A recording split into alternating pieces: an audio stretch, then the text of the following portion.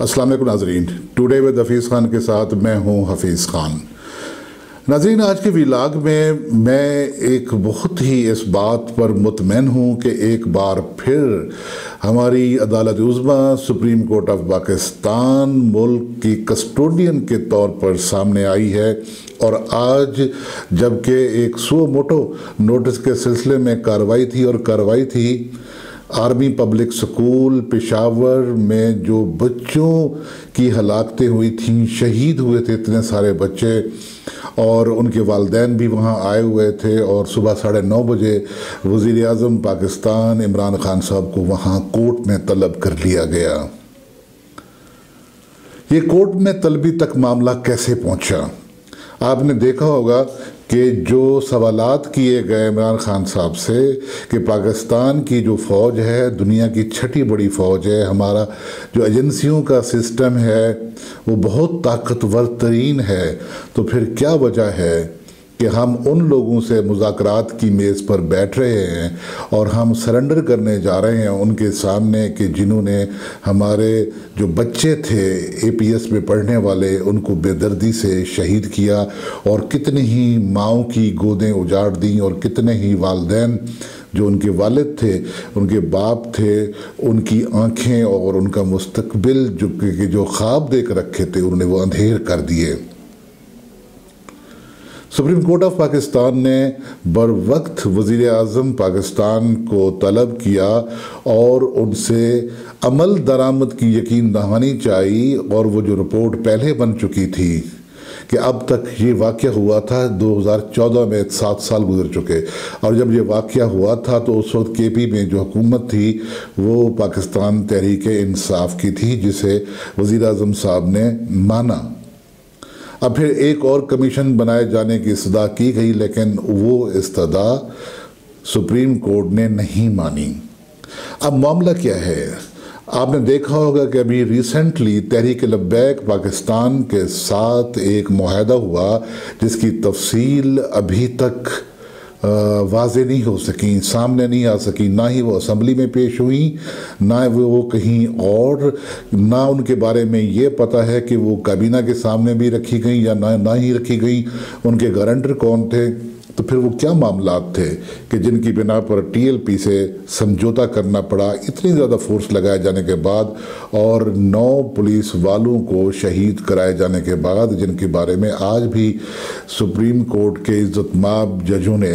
सवाल उठाया। आपने ये भी देखा कि ये अभी जो मुज़ाकरात का डोल डाला गया है तहरीक तालिबान पाकिस्तान के साथ, और तहरीक तालिबान पाकिस्तान के जो लोग थे वो पिछली जो अख़वान हुकूमतें रही हैं, जिन्हें आप कहते हैं कि अमेरिका की बैक थी वो, तो उसमें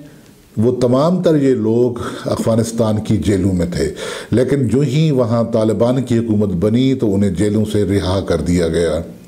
चूँकि अफ़गान तालिबान तहरीक तालिबान पाकिस्तान के लोगों को अपने यहाँ रखने को तैयार नहीं हैं। अब फिर वो सरहदों पे आ पहुँचे, और जिस तरीके से फिर से हमारे जो जांबाज सिपाही हैं, हमारी आर्म्ड फोर्सेस के लोग हैं, उनको फिर एक बार एम्बुश किया जा रहा है और बेदर्दी से उन्हें शहीद किया जा रहा है। और कितनी वारदातें अब तक हो चुकी हैं 15 अगस्त के बाद। तो ऐसे में वहाँ उनके साथ मुज़ाकरात करना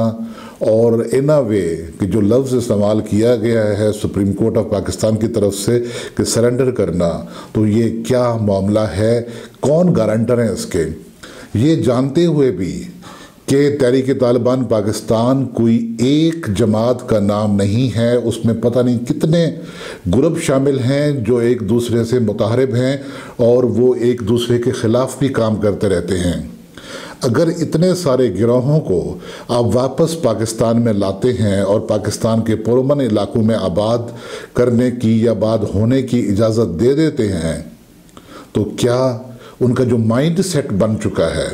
क्या वो जो अपनी बंदूकें उठाकर और अपनी गनें उठाकर जितना वो काम करते रहे हैं, क्या उनका वो माइंड सेट पाकिस्तान में आकर सिर्फ़ एक मुआहदे की बुनियाद पर बदल जाएगा? क्या ये जो मुआहदा होने जा रहा है अभी जो 1 महीने की मुद्दत के लिए किया गया है, تو اس معاہدے سے کیا وہ تمام گروپ باز آ جائیں گے اپنی کارروائیوں سے؟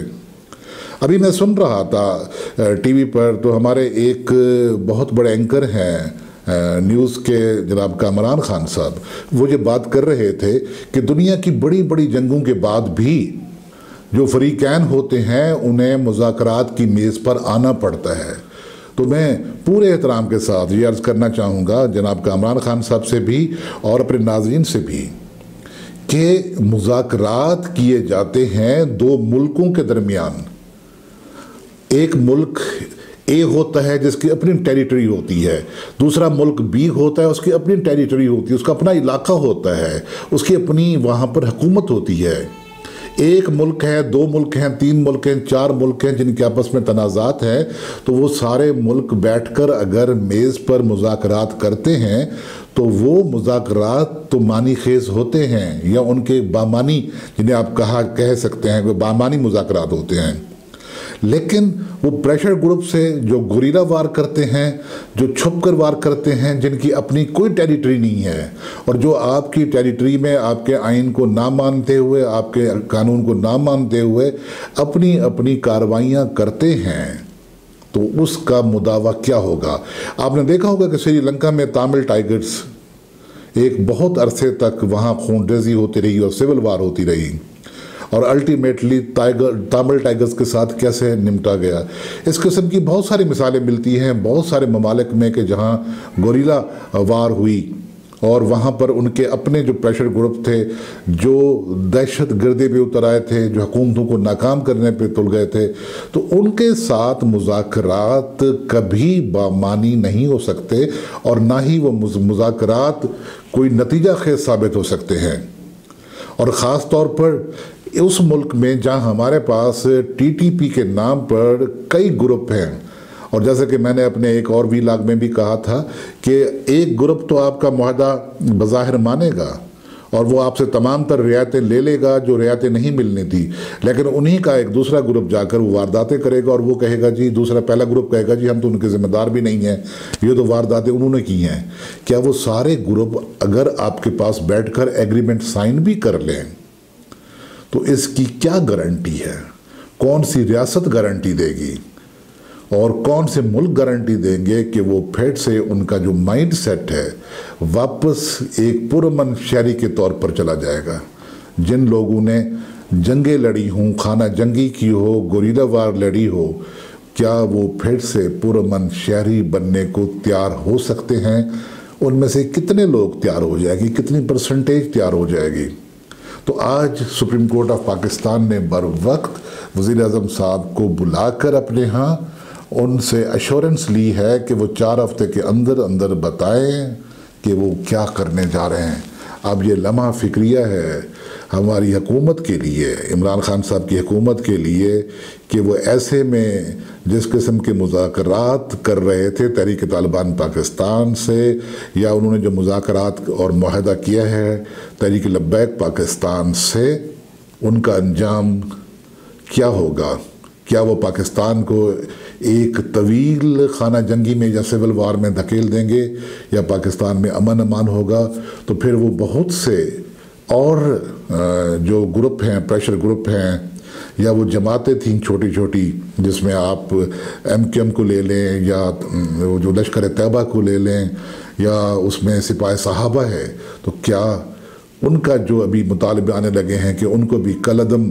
جو قرار دیا گیا تھا، تو ان کو بھی آپ پھر سے دھارے میں لائیں اور ان پہ جو کالعدم ہونے کا ٹھپہ ہے وہ ہٹائیں؟ میں نہیں سمجھ پا رہا کہ پاکستان کی حکومت کس قسم کے معاملات میں گھر گئی ہے، اور کس طریقے سے ان گروپوں کو، ان پریشر گروپوں کو انکریج کیا جا رہا ہے کہ جو پہلے ہی سے ہمارے ہاں امن امان کی بربادی کے ذمہ دار رہے ہیں۔ اور یہ کیسا لگا آپ کو؟ اگر اچھا لگا ہو تو اس کو شیئر کیجئے گا دوستوں کے ساتھ، اور اپنی رائے ضرور دیجئے گا، اور بیل آئیکن کے بٹن کو پریس کر دیا کریں تاکہ آنے والے ویلاگ خود بخود آپ تک پہنچتے رہیں۔ اب اجازت دیجئے محمد حفیظ خان کو، فی امان اللہ۔